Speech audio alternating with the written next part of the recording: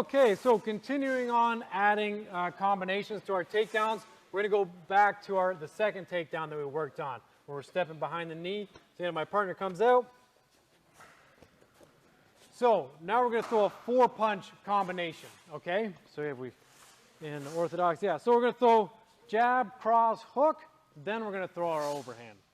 So again, I'm going to close this long distance here where I'm out of striking range. I'm going to step into striking range, jab, cross, hook. Now I'm going to throw that overhand, but again, I'm going to step behind with this leg when I throw that overhand to hide it.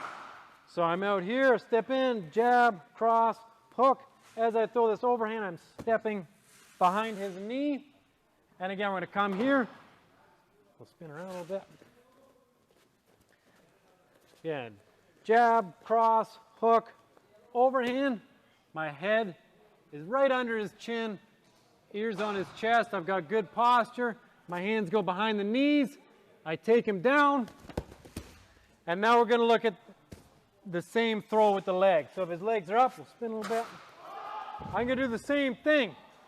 I'm going to fake throw them one way, throw them the other way, and now I'm going to step up and I'm going to go to knee on belly. So what knee on belly is literally I'm just putting my knee on his stomach. So see this? This foot is off the ground, which means all my weight is digging into his diaphragm. If this foot's on the ground, there's not so much weight, it's comfortable for him. He can relax there. I take this foot off the mat. This foot's out nice and wide. See, this foot's in here, then there's not so much weight on him. I'm going to have this foot nice and wide. He also can't reach this. Now from here, this is one of the best positions in mixed martial arts in anything to strike, because he can't hit me. You can't reach my face, but I can stand up here and I can drop my weight on him. I can throw straight punches. I can throw looping punches. I can throw hammer fists. I can drop elbows. I've got a lot of options here, and he has very few options here. And even just sitting here like this is very uncomfortable because it's very difficult to breathe with my knee in his diaphragm there. Okay?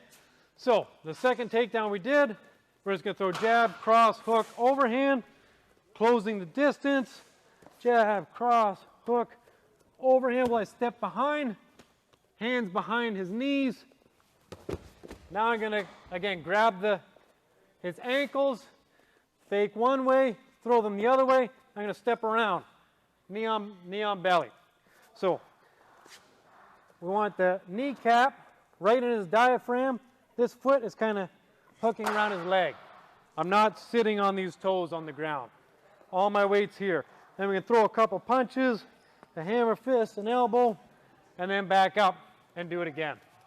Does anybody have any questions about that? Yep. So he grabs him from the knee that's on his chest? So he can grab onto my knee that's on his chest, but it's difficult for him to do much with it because there's so much weight on it. So if I, again, here,